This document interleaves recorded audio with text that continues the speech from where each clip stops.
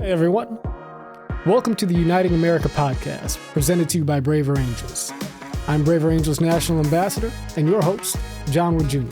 This is your doorway into the movement to save the Republic, the movement to realize the dream of Martin Luther King. Join us. This is the movement to build a house united. It's not 2024 yet, but already the presidential race is beginning to take shape.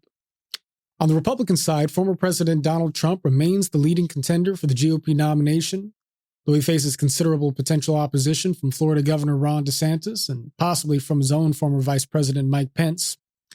The Democratic side of the race, meanwhile, would seem like a foregone conclusion, though there are some who have questioned his viability for re-election given his age and some concerns over his performance. President Joe Biden, nevertheless, seems positioned to carry the banner once more for his party. But there's one declared candidate in the Democratic field who is worth taking note of. Author, spiritual teacher, and activist Marianne Williamson has long been a voice for both enlightenment and social justice and equality in American life. Though her campaign did not last long, she made a big splash on the Democratic debate stage back in 2020 with some exciting performances. In spite of the fact that Democrats already hold the White House, Marianne believes that the country's establishment class needs to be challenged to pull America back from the brink. She's doing so from within the Democratic Party. I wanted to speak to Marianne because, on the whole, she has been a sincere voice for humanizing our politics. She tends not to trash her political opponents by name, says that neither party has a monopoly on wisdom or character, and while she is clearly progressive, she seems as willing to reflect on the shortcomings of her own side as criticize the Republicans for theirs. In this conversation, we talk about what it will take to rebuild goodwill between the American people, freedom of speech, the battle against the, quote, neo-fascist authoritarian threat she sees as coming from some factions on the right, as well as Marianne's view on the role of religion in transcending America's divides. And now, Marianne Williamson. Marianne Williamson, welcome to Uniting America. How are you? I'm good, thank you, and thank you for having me. Oh, it is a real pleasure. It's a real pleasure. Very excited to speak to you today. And there's so much ground I want to cover with you. You are such a fascinating and I think unique figure in the context of American politics and American culture even, and certainly in the context of the presidential race. And so I want to talk about the race. I want to talk about a number of things, particularly this larger subject of how do we heal the divides between the American people. But before we get too deep into it, I want to get one question out of the way right off the bat, because I think that there might be a number of particularly Democrats listening to us right now who might be thinking to themselves, John, why are you talking to Marianne Williamson? We've got a presidential election coming up. Donald Trump may be the nominee again. We have our candidate. His name is President Joe Biden. He won in the last election.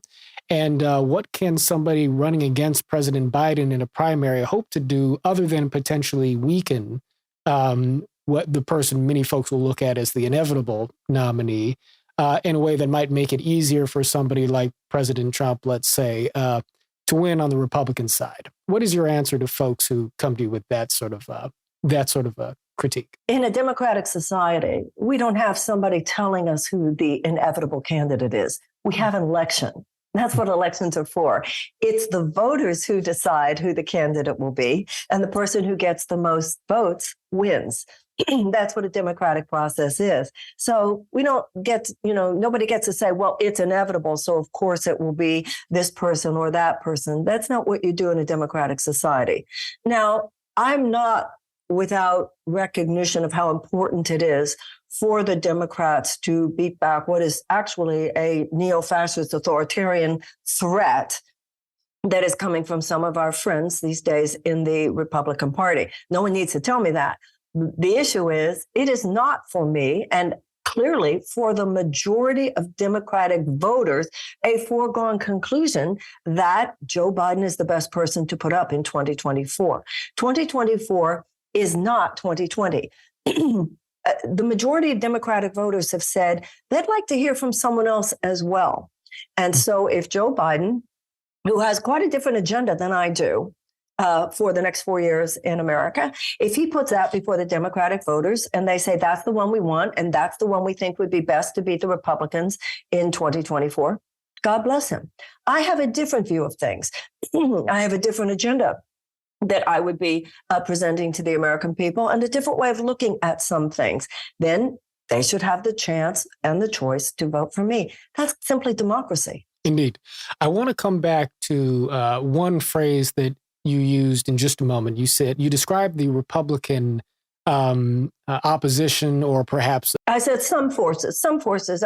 I certainly did not say that the Republican Party is a neo-fascist or neo-authoritarian threat. Some forces within are, and right. Naming that, I believe, is part of the responsibility of a candidate that is trying to oppose it. Yes, let's come back to that in just a moment, because I want to understand your thinking there and your choice of terminology. I do want to ask a more fundamental question, though, first, which is this. We were talking just a little bit before we started recording here, and I mentioned to you the fact that, well before you ran for the Democratic nomination in 2020, I was familiar with you. I've been familiar with you, I think, most of my upbringing. Trying to think. I mean, you've been writing books and giving talks on spirituality and religious teaching for a good long while. And I was raised in a household where those sorts of themes and topics were very important, particularly to my mother, who's a big fan of yours. So I told my mom that I was speaking to Marianne Williamson today. She was incredibly excited. And then I said to her, well, Marianne is running for president again. But then, my mom, she expressed a little bit of concern. I said, well, you love Marianne. Why would you be concerned about her running for president? And her answer was sort of along the lines of, I just get concerned when spiritual people go into politics because politics is corrupting, right? And she has a concern that good people in general and people for whom spiritual conscience is important, that it's hard for goodness to survive once you step into the political arena. What's your answer for anybody who wonders, can the thing that makes Marianne Williamson special to people actually survive were she to have political power? How do you maintain a pure sense of who you are if you find yourself in that kind of a position of authority?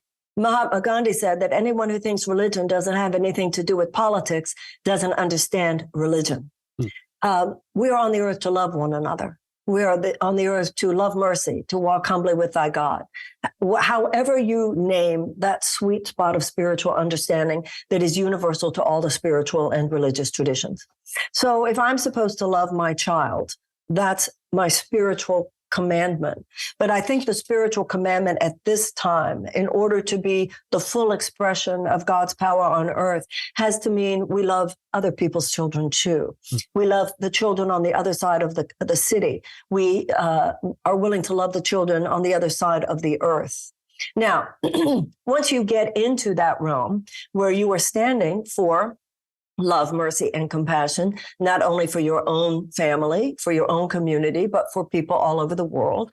Yes, it's true. You rub up against the institutional resistance of entire systems that find their profit-making capability undercut by that proposition.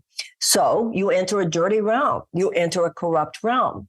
But what's happened in the last few decades is that a lot of the most spiritually faith-based people have, for the very reasons that your mother said, not wanted anything to do with politics because politics is so toxic.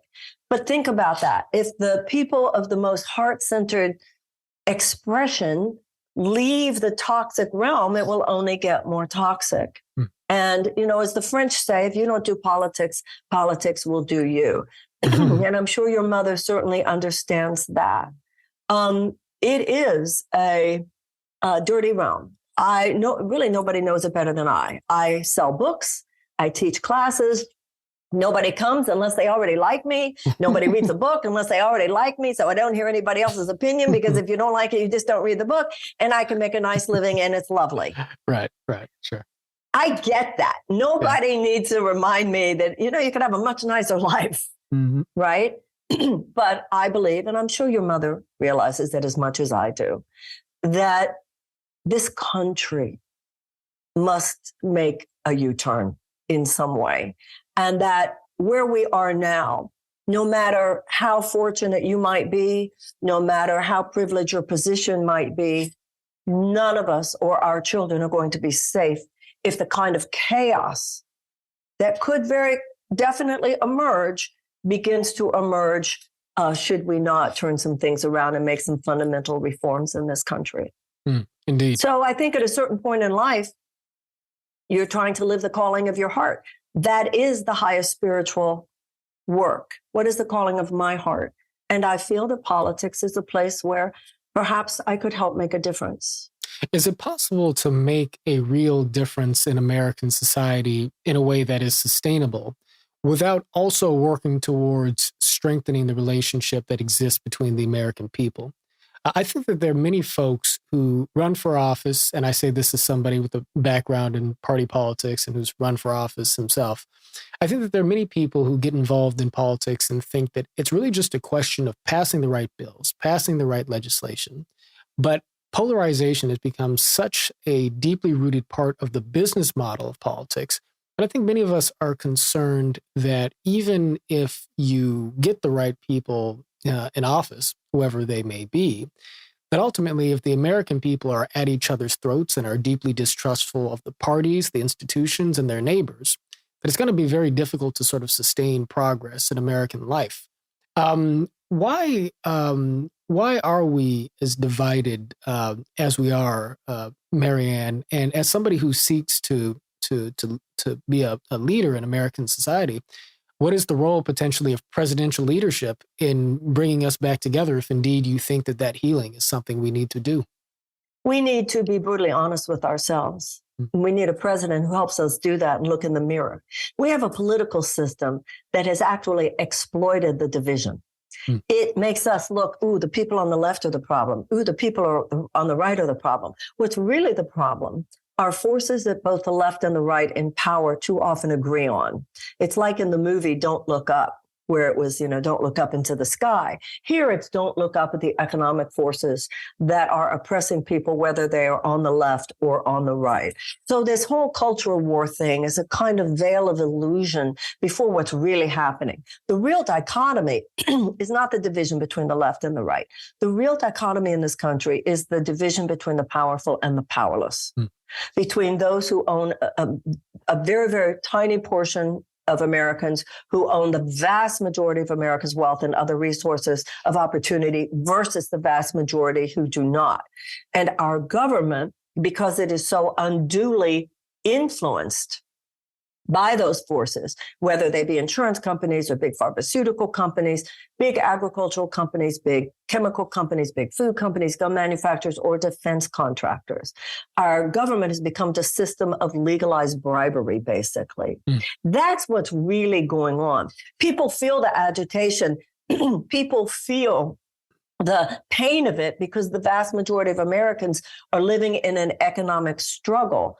And so too often the parties, in order to raise more money, say, well, they're the problem. But the very people who are writing those emails know full well what's really going on is that it is an economic system more than anything else that is oppressing the majority of people, keeping them constrained, keeping them unable to express their God-given potential because they don't have health care, they don't have a living wage, they don't have a way to get to college, they don't have a way to send their kids to college. Remember, in the 1970s, the average American worker had decent benefits, could afford a home, could afford a car, could afford a yearly vacation, and could afford to send their kids to college. There is a relationship between the fact that there was a thriving middle class and there was less division. Now, on one hand, the social media platforms have definitely created more opportunity for division. Divisive political characters have created more opportunity for division. But the real division that too many times they just don't want you to see is the division between those who have easy access to economic opportunity in this country versus those who don't. Is the media a part of the issue here then in the way that the parties are? What is the media's role in our divisions? Absolutely. Absolutely. Well, the problem is that the media is now, anytime you have a profit-based system. So it used to be that there were rules even before Ronald Reagan was president. There was a rule that he undid that had to do with the fairness. It was called the fairness doctrine. Right. And so you would have to have both people, both positions that were shared, which is a lot of the work that you're trying to do. President Eisenhower said, that the American mind at its best is both liberal and conservative. There are high-minded conservative principles. There are high-minded liberal principles. At our best, so nobody has a monopoly on truth. At our best, we're kind of yin and yang. Yes, you, yes, and yes, but nobody has the whole truth, and it's only theirs. There's a book I read a few years ago by Matt Taibbi called Hate, Inc. Right. And it talks about how it started with Roger Ailes. It started with that television show Crossfire. And now, whether it's MSNBC, Fox, all of them, they get more clicks.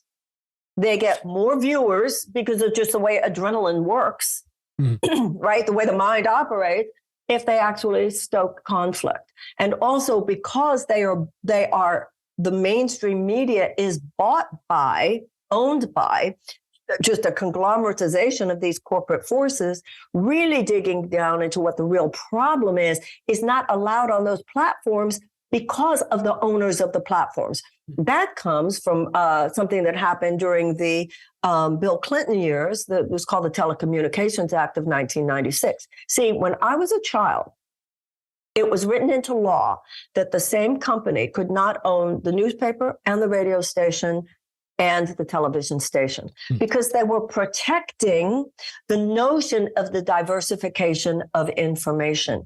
Once you stop that, what you've got is everybody in their silo. And people say, okay, well, if I want to invest my money, am I better off paying for a programming which brings people together? Or will I make more money with programming that brings people apart? And because bringing people apart, whether it's the Jerry Springer show or stuff on Twitter or Crossfire type television program, often makes more short-term profit for the corporation. And that's what's happened to America. We have forgotten that doing the right thing, doing the ethical thing, doing the thing that is right for us and for our children and for our world is more important than doing the thing that brings short-term profit. So when you talk about what brings us together, I believe that there are people on the left and on the right who realize this has gone too far. Both on the left and the right, we all have to get rid of our internal authoritarian. On the left and the right, nobody has a monopoly on morality or truth, but also nobody has a monopoly on the kind of mean-spiritedness that has set in to our country today. And I think all of us have to first say, heal thyself, and start from a different place of honorable debate with those, not only with whom we agree sometimes, but definitely with those with whom we do not agree. I have had at times more honorable, respectful conversation with those with whom I politically disagree than with some people I know with whom I agree politically. It's the divide is something deeper than just our politics. Yeah. So our organization, our community, Braver Angels, America's largest grassroots bipartisan organization working towards political depolarization, although I tend to like to deepen that explanation by saying what we're really trying to do is revive the communal fabric of American democracy, let's say, striving towards Dr. King's beloved community. We were originally called Better Angels, as in the better angels of our nature, obviously, a quote from Abraham Lincoln's inaugural address. And we wound up changing our name for a couple of reasons. One had a little bit to do with the trademark dispute, full transparency. So there's that part of it. But the other reason was this. We went from Better Angels to Braver Angels because, in the work of civic bridge building, there's a traditional focus on empathy. And that's very important. It seems to me that being able to have some felt sense of why it is other people see the world in ways that are different from you, but arise from a human starting point that you can understand if only you were able to feel a bit of that person's experience. That's indispensable to the work of healing across these political divides. But it also takes a great deal of courage to do that, not only because you'll have people on the other side of the aisle who might distrust you because of your political differences, but also, in my experience, because you may have people on your own side politically who look at you in the course of humanizing folks with whom you disagree, people whom they may feel are politically a threat to their well-being, and say to you, well, you're selling out to the enemy, right? You're actually sort of enabling people who, depending on where you're coming from, you might think of as fascists or racists or communists or radicals or what have you. And so it actually takes some courage to be able to empathize with and humanize folks who disagree with you, because sometimes your friends don't necessarily understand that. And I guess I think that builds a little bit on what you were saying, but I'm wondering, is that a part of political courage today too, in your view, having the courage to be able to empathize in the face of disagreements? Because not everybody will reward you for that. Well, I think that the courage that is needed today is the courage to say our truth as we understand it. I don't think that either the left or the right has a monopoly on empathy.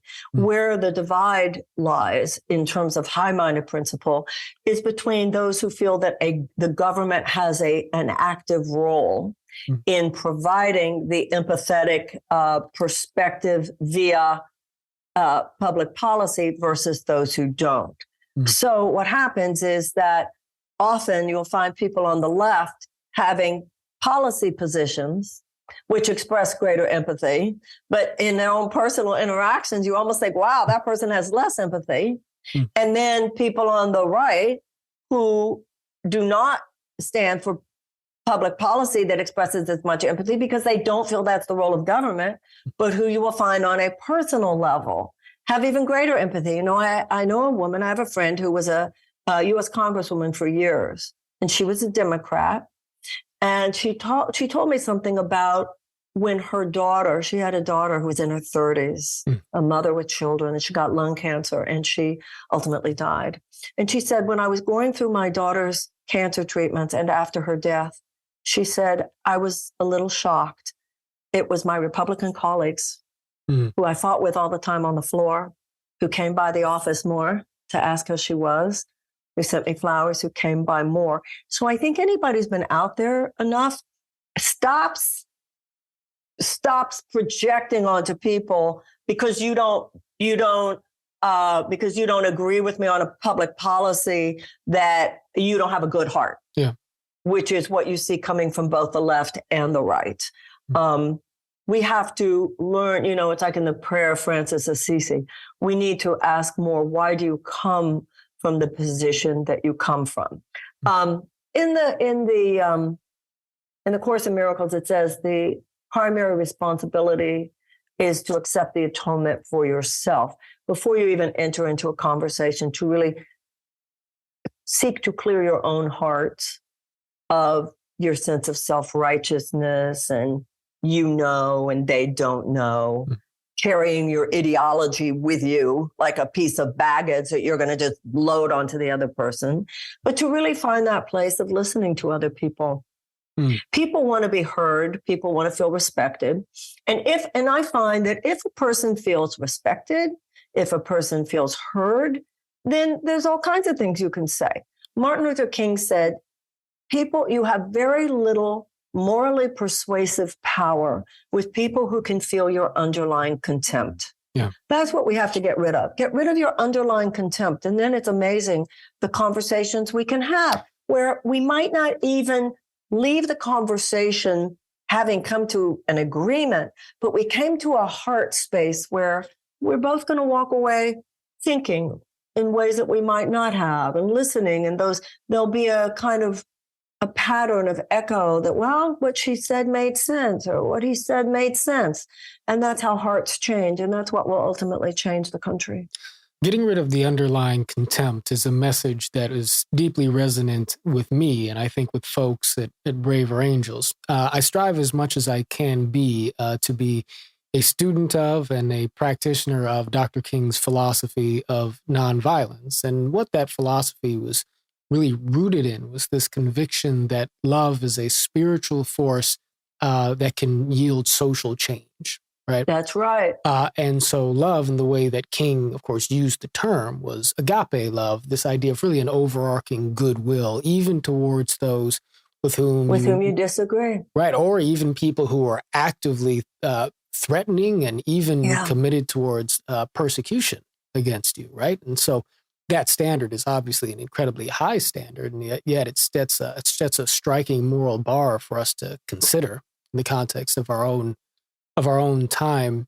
Now, the part of the challenge, however, in embodying that way of being in politics, I think derives in part from the fact that when you're speaking to millions and millions of people, and we're doing this in this attention economy, where oftentimes you have to operate in sound bites, and we have to, as you said, have the courage to speak the truth as we see it. But sometimes you have to speak the truth starkly, clearly, and in ways that people can remember. Well, we oftentimes, I think, have to use language that, may be simplifying for the purposes of communication. But that can also mean that people can read things into simplified language that may or may not be in line with what we want to communicate. So earlier, I put a flag on your use of the term neo-fascist authoritarian, and you started to, I think, draw a bit of a distinction in terms of what you meant. And I want to pick up on that piece because I think, and we'll have many Republicans listening. I'm a registered Republican myself, in fact, but just taking a few words like that, it would be so easy if, I were somebody else, obviously, to just clip that. And I know this has been done to me and so forth, right?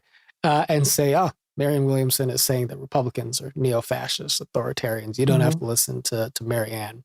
But can you express for us, one, why this is the language that you think accurately reflects the threat as you see it coming from forces on the right, but two, how you distinguish between the concerns you may have about the excesses of the right versus the human beings and the fellow Americans that you recognize as being that, whose humanity I think you seem to recognize in so much of what you say. Yeah. Well, as I said, President Eisenhower said there are high-minded liberal principles and high-minded conservative principles. The American mind is both liberal and conservative, he said. There is a golden mean. There are conservative principles, conserving that which is traditionally true, holding people accountable, personal accountability, and so forth, and the government not overreaching. The high-minded liberal principles are how do we take those principles and apply them liberally where necessary in order to serve people. So it's a yin and a yang. Both are important. And then there is such a thing as forces which are outside that golden mean. So what do I mean by neo-fascist? First of all, fascism is technically where governmental and corporate power are married. Governmental power is in a free society that's based on the principles of the Declaration of Independence. The role of government is to ensure the inalienable rights of life, liberty, and the pursuit of happiness, not ensure the profit-making capacity, short-term profit maximization of a corporation. That shift from a government of the people, by the people, for the people, to a government of the corporations, by the corporations, and for the corporations is the essential problem. That is not about left versus right. That is about corporate-backed versus humanitarian values, whether it is the values of the corporation or the humanitarian values on which we stand that take precedence.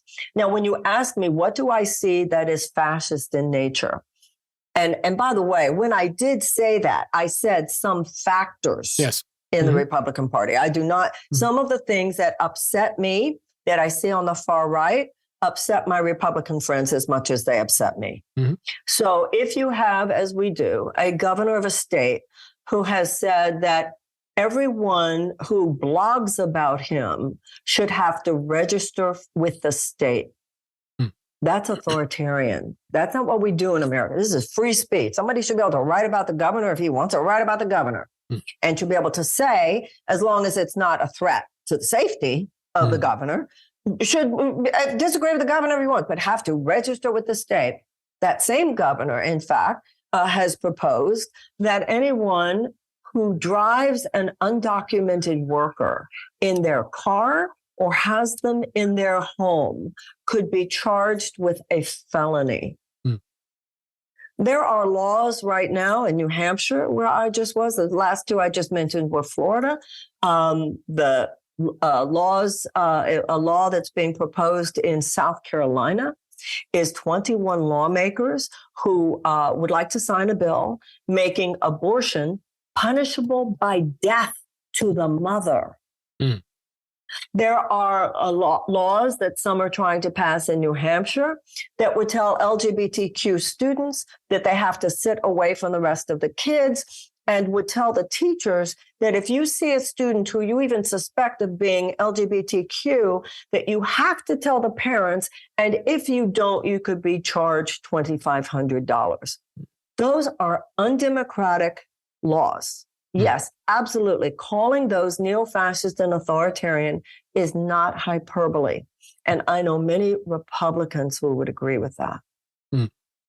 Now, you have talked, and not just here, but elsewhere, a great deal about there being this divide in American society, which you didn't quite use these terms, but is less left and right and more sort of establishment versus the people. Is that an unfair summation? Yeah, it kind of is. At this point, the realization among people that major corporations, from insurance companies to pharmaceutical companies, big ag, big food, big chemical, big oil, even gun manufacturers and defense contractors, there is a growing realization, a growing populism on both the left and the right. They call it a horseshoe, where people are realizing, wow, the average American has less economic and other kinds of opportunity, whether it has health opportunity for healthcare, opportunity for an education, opportunity for a living wage, opportunity to afford a home. The majority of Americans are being squeezed. The majority of Americans are being denied the same opportunities that a tiny group has because of corporate forces.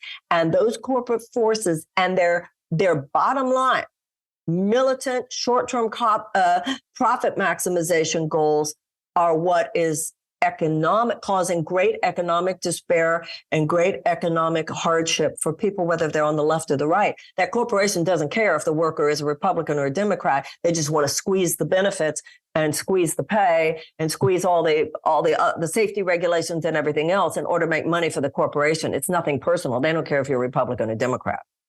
So it sounds like you're campaigning to the horseshoe in some sense. I'm standing for what I think of the principles of the Declaration of Independence, that it is the role of government. Governments are instituted to secure the inalienable rights, God-given inalienable rights of life, liberty, and the pursuit of happiness.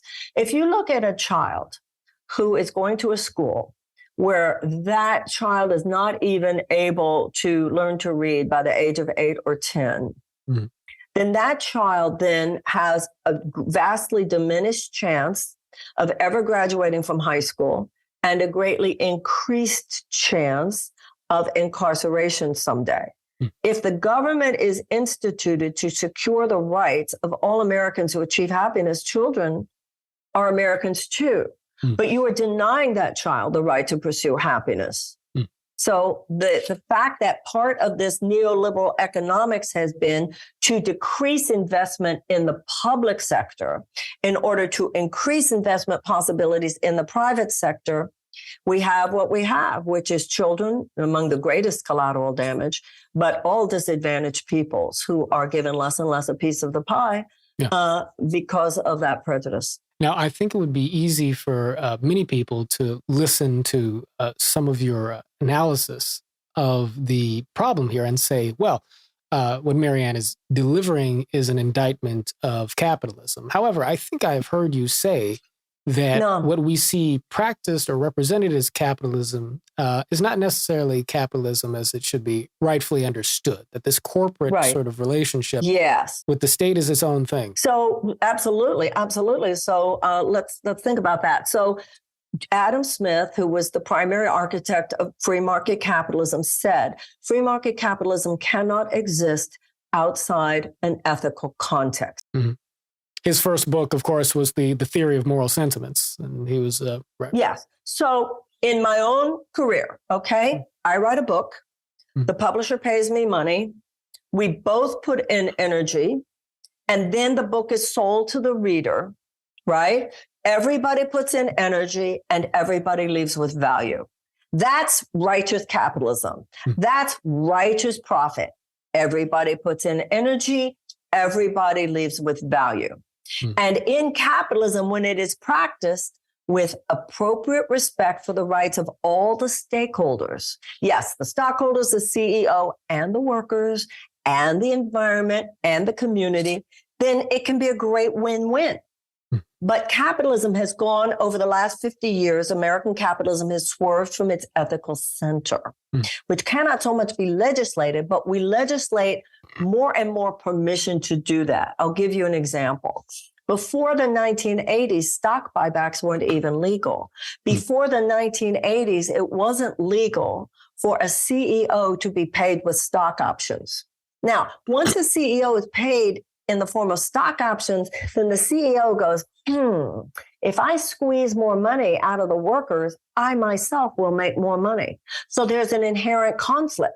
So now we've formed a form of capitalism, unfettered capitalism, unregulated capitalism, where so much focus is on making money for the stockholders and the CEO, but less and less opportunity for the workers. That's not righteous profit. That's not righteous capitalism. That is capitalism that is there's a malevolent strain there.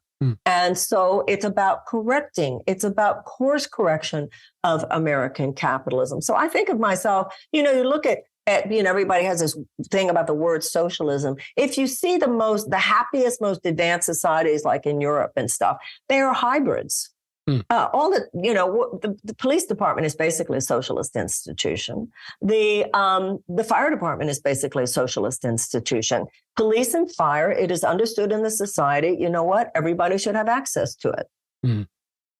That's all. And that's all that anybody, those of us who want to see universal health care, that there are some things that are so important. A fire in your body should be treated like a fire in your house. Everybody should have access to that.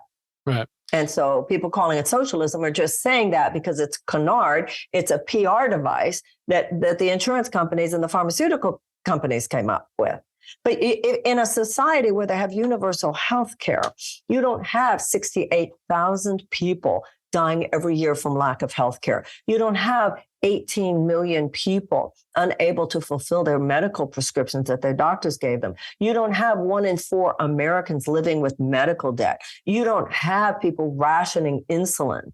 It's immoral, but an amoral system ultimately produces immoral results.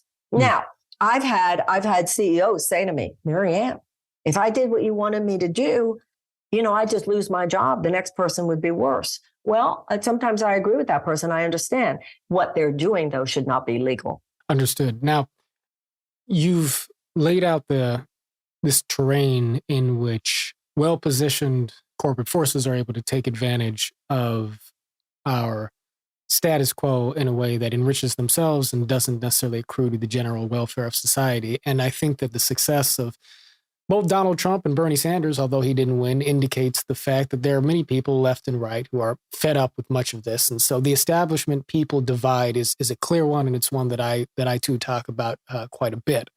But there is another axis, I think, worth talking a little bit about in this conversation, another axis of division beyond just the traditional left-right binary. And that comes in the context of the culture wars, particularly when it comes to matters of social justice and the traditional sorts of relationships to things like free speech, liberal values.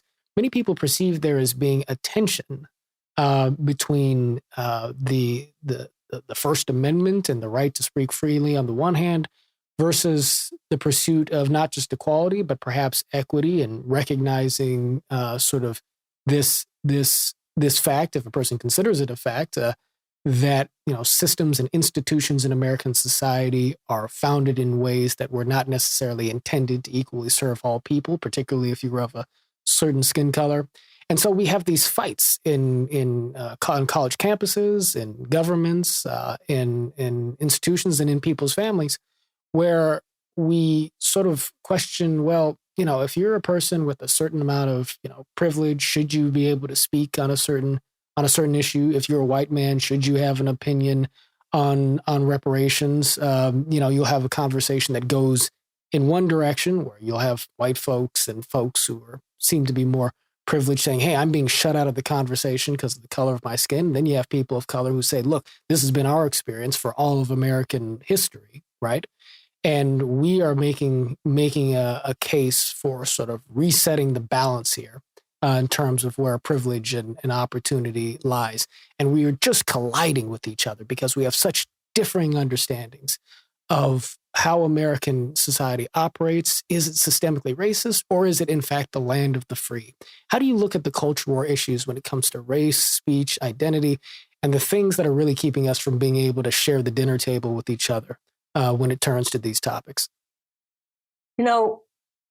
I don't know how many now, but when I ran in 2020, there were 11 states in the union which did not even require one semester for our kids of U.S. government, U.S. history, and U.S. civics. That's very, very dangerous, because if people don't study what the Bill of Rights is when they're young, they don't know to be appalled later in life when the Bill of Rights is under attack. The first principle that applies here is called e pluribus unum, out of many one.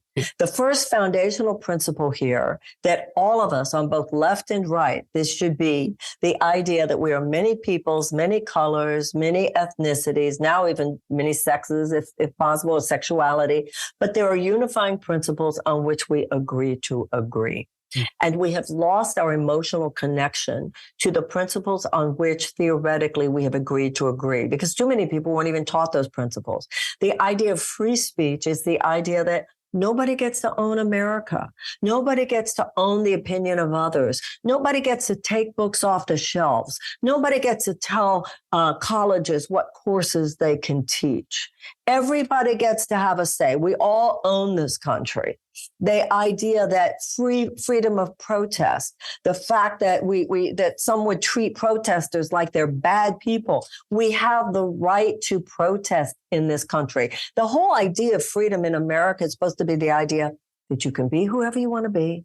You can do whatever you want to do, as long as it doesn't hurt someone else or threaten someone else. But we sometimes have different definitions of what hurt and threat and harm might be. Seems like we can't even agree on that anymore. Well, I agree with you. And it takes, you can't use the law like a bludgeon, but I think some people seem more concerned by destruction of property value than they seem concerned with the destruction of human life. I'm sorry. I go for the destruction of human life being the bottom line, not the destruction of property. And the issue of property rights, this is age old. This is going back to the institution of slavery. That's exactly what the slave owners were arguing. These people are my property, versus people who said, no, human beings don't get to be your property. So the whole idea of this kind of amoral neoliberal economics is the primacy of property rights. And there's an incredible book called Democracy in Chains, where it traces back to an economist named James Buchanan, who said back in like the 70s, 60s, 70s, 80s, he said the only way we can assure the primacy of property rights is to put democracy in chains. So some people are arguing for property rights. Others of us are arguing for the humanitarian and even moral values of American democracy, which is the idea of all people to have a chance here. So if you don't like transgender people, or you don't like Jewish people, or you don't like Black people, or you don't like white people, or you don't like whoever, really, it doesn't matter what you think. This country belongs to all of us. And you can think whatever you want to think, but no, the government should be protecting the rights of all people to express what they want. Like we were talking about with Governor DeSantis in Florida.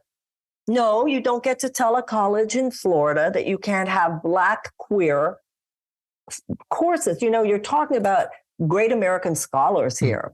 Sandy Darity, Isabel Wilkerson. I mean, no politician can come in and say to great American scholars, you can't teach. No, we don't do that in America.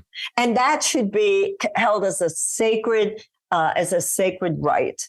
And all Americans should be offended and upset. Because, if they do it to you, you might think, well, they won't do it to me. How would you like it? I would say to that person, if in the next 4 years, they're taking your books off the shelves.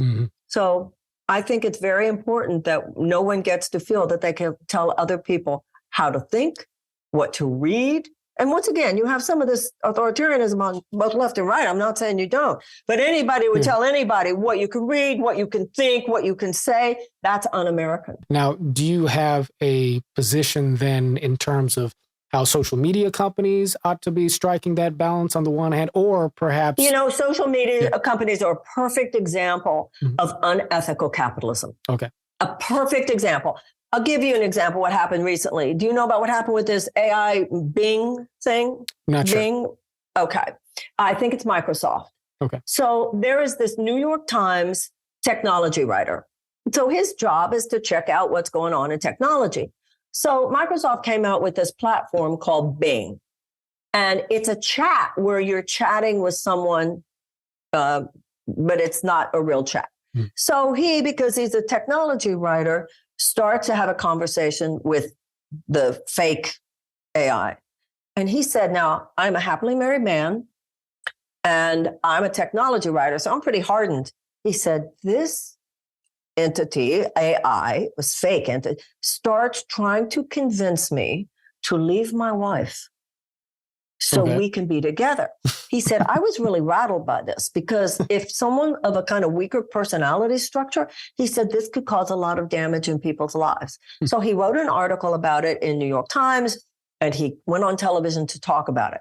Well, he went back to his computer after reporting about it, after being on television talking about it. And you know what Bing said to him?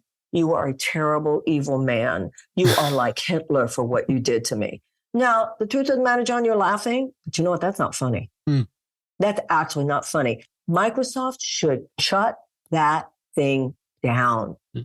But there's money to be made. And, as I heard one person say on television, they said exactly what I was feeling. What we have to see as a society is just the fact you can do something doesn't mean you should do it. That, to me, is such an example of where conscience is needed in the technology companies. Somebody just needs to say, this is dangerous. We're not going to do this. Just because you can doesn't mean you should. Just because, wow, we can make a lot of money on this doesn't mean you should. Yeah. Now we have the Seattle School Board that is suing the tech companies out there because there's now been a proven causation, not just correlation, between teenagers.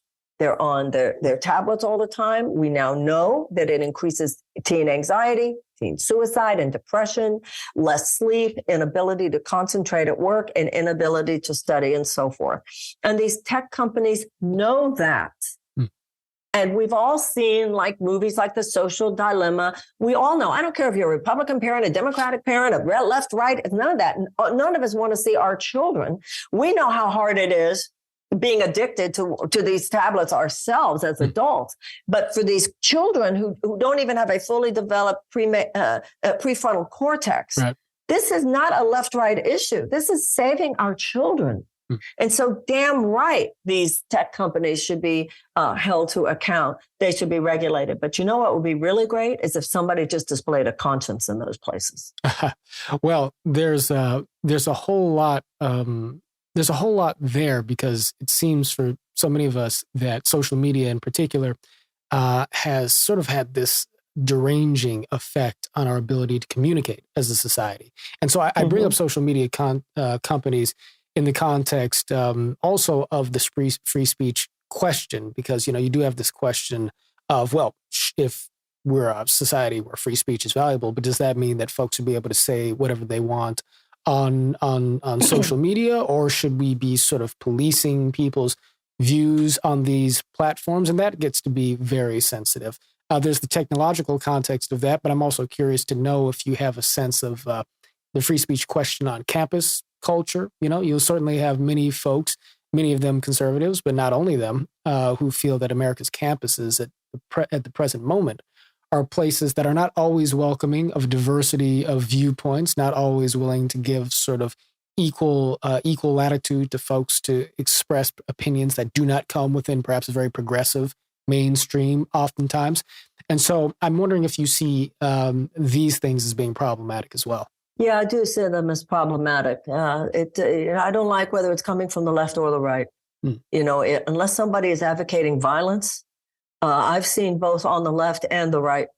That's something that is just, if something's un-American, I don't care if it comes on the left or the right. Trying to shut people down is not the way we go here. Now, in terms of policing the internet, this is the deal. Years ago, I was living in Michigan, and there was a case that you might remember. It was very famous at the time.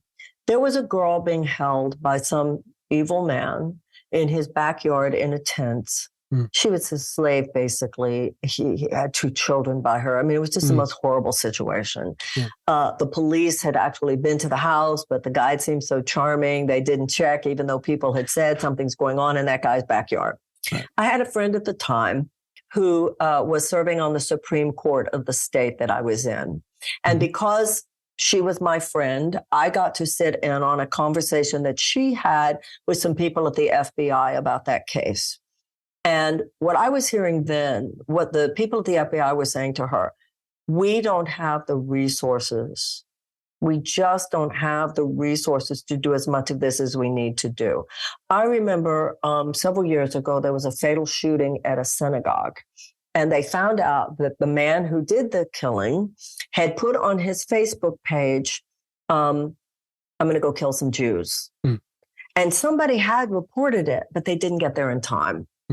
So clearly we need massive resources. I mean, if you think about and sometimes it really takes expertise, but we do have people in this country who have that expertise that they can statistically, they can't always 100% know, but a lot of times there are experts, psychological experts, linguistic experts who can say this one we should consider, we should check this out, versus someone that we don't need to worry about that. But you have to have a lot of people. There are so many millions of entries onto the internet.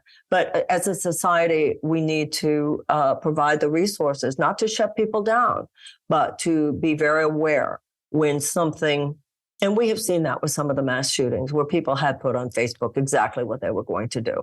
But it takes those psychological experts, those linguistic experts to have a sense of whether this is a threat that we should take seriously or not. Indeed. I want to bring our conversation to a close on this topic, sort of taking us back a little bit towards where we began. The question of spirituality, but even perhaps a little bit more specifically, religion's role in society. This is the question. And actually, let me give you a little context. At Braver Angels, we are an incredibly diverse community, politically, ideologically, philosophically, but also religiously. And we are seeking to build something that aspires towards this idea of the beloved community, where folks are truly included across the broad spectrum of our differences. But that can be difficult in part because sometimes we just speak very different languages for things. And, the tough thing about, politics is that you can say one thing and mean it one way, but it seems to be coded another, right? So, you might say Black Lives Matter and people think, oh, you're not saying Black Lives Matter. You're saying you're a communist. Or you might say Make America Great Again. And you're thinking, well, I want this to go back to a day when the country was proud and patriotic, and people hear you and say, no, you're a racist. That's what that means. I had written a newsletter recently for Braver Angels commenting on the He Gets Us campaign. There was a group that produced these commercials that aired at the Super Bowl.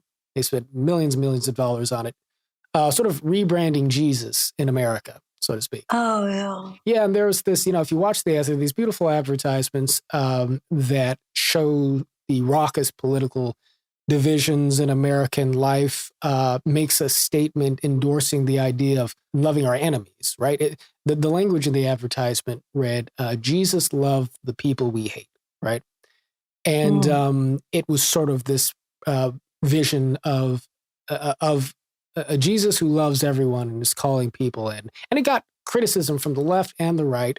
Folks like Alexandria Ocasio-Cortez tweeted that she didn't think Jesus would spend $100 million making, quote, fascism look benign, unquote, because the advertisements were paid for by the family of David Green, associated with Hobby Lobby, obviously. And so, that has its associations. And then from the other end, folks like Charlie Kirk, conservative activist, founder of Turning Point USA, considered the advertisements to be woke, I think, because it didn't make any mention of Jesus being the way and the truth and the life, I suspect, or talking about sin and so forth. Rather, it was just about love, and that, I think, for some folks was a watered down Jesus. I personally was open about the fact that, as somebody who would call himself a Christian, I thought that this was a beautiful thing. And what I wrote towards the end of this newsletter was, we need more love and forgiveness in America. Is it wrong, therefore, to say that we need Jesus too? Because for me, that's what Jesus is. And whether one is a Christian or not, love and forgiveness and understanding is I think, indisputably what we need. So however we can get there, let's elevate that. But it was a controversial thing because many people heard my reference to Jesus and felt that, well, as soon as you introduce that, it's an exclusive thing. Whereas other folks thought like, hey, I love the fact that this message is being associated with Jesus because for me, that's what Jesus is. And as a Christian, it makes me more excited about the work that you guys are doing, not less exciting. And so now we are wrestling, as I think American society has long wrestled, with this sort of question of, how do we pursue a society of true goodness when many of us are anchored to different traditions, speak different languages, and sometimes don't have the most positive association with the tradition that the other side, so to speak, is bringing with them into a conversation. And sometimes it's hard for us to, whether we're talking about, evangelical Christians on one side or secular humanists on the other side, it can be hard for us to put our stereotypes of what that is aside in order to hear whatever the better angels of that message might be. And I'm just wondering what your advice is to us at Braver Angels and to America, broadly speaking, as we strive towards creating this beloved community. How do we reconcile the fact that we come from different religions, we come from different traditions in trying to make this happen? We really have to grow up in this country. I'm a Jew and I'm on the left. But if all that ad said is Jesus loves the people you hate, I think that's a beautiful ad. Now, as a Jew, we don't have a problem with Jesus. We have a problem with the history of Christianity. They're very different. Nobody, from a perspective of universal spiritual themes, no group gets to own Jesus. Jesus is a universal force in our hearts that many people are embracing from all different portals of religious and spiritual identification. Leave people alone. That's what I say. Leave other people alone. Mind your own business. Somebody wants to put an ad in, it's just an ad of love. Jesus loves the people you hate. Somebody would say, oh, well, that was paid for by so-and-so. I'd roll my eyes, but I would still appreciate that moment that I saw the ad. If somebody says, well, it should be telling, and a proselytizing what exactly Jesus is and what they would think, I'd roll my eyes. But I live in a free society. If the ad is just saying Jesus loves the people that you hate, we need more of that. We don't need less of that. We need more of that. So if that's all that it was, right? So I think that we've all got to stop with the finger pointing at everyone else. We're not just stand in the breach. Rumi, that line of Rumi, out beyond all ideas of good or bad, right and wrong, there is a field. I'll meet you there. What happened to the world in which, everybody acts these days like if somebody says something, I need to issue a press release. God really doesn't need your press release about everything that somebody says. We don't really need your publicized opinion. Why don't you just listen less and say what you think about it? Why don't you listen more? And say what you think about it less. And I see that on the left and the right. What happened to just, sometimes I hear people, particularly because I tend to be more on the left, I hear people more on the right who say things and I go, And it might not changed my ultimate feeling about what a policy should be, but it deepened my understanding of something. I might even think, there have been times when I've thought, I don't agree with that, but I think it's important that voice was out there. Right. You know, I don't have to agree with something to see the value of that perspective, because everything is about learning. Nobody has a monopoly on truth. And that's essential to American democracy. That's essential to freedom. Everybody owns the public square. Mm. And if it doesn't hurt anyone, sometimes I just want to say to people, why don't you just be quiet and listen? You know, they say that in AA meetings, shut up and listen. People are just so quick to post their opinions these days. We need to awaken our ears as well as our hearts. That's what I think. I heard a great line from your announcement speech, and I tried to remember it, but I seem to remember you saying that we have too much information, but too little understanding in America today. That's exactly right. I said we are drowning in information, but starving for understanding. That's even better. That's right. And you can't have understanding when you're not listening. You know, it was a man named Stanley Crouch. I don't know if you knew who he was. He was absolutely. Stanley Crouch was a teacher of mine in college. Oh, and really? He said to me, and he was very, very, very influential on my thinking and my growing up. Mm-hmm. Very profound influence on my life. And he said to me when I was very young, college freshman, he said, "You don't observe enough. You don't observe enough. If you're not observing and listening, then you're not taking anything in. Nothing is able to sort of gestate and alchemize within you and turn into wisdom." Indeed. Well, Marianne Williamson, I very much look forward to observing you on the campaign trail. And I'm very, very glad Thank you. that our folks and our members got a chance to hear you today. So thank you for joining us on Uniting America. Wonderful to be here. Thank you so much. All my best. God bless. Thank you for listening to Uniting America. If you'd like to support the show, you can do it by subscribing on YouTube and on your favorite podcast platform and leaving us a positive rating, review, or suggestions. Follow me on Twitter, Facebook, and Instagram, and tune in for more content. And learn more about the movement to depolarize America at braverangels.org.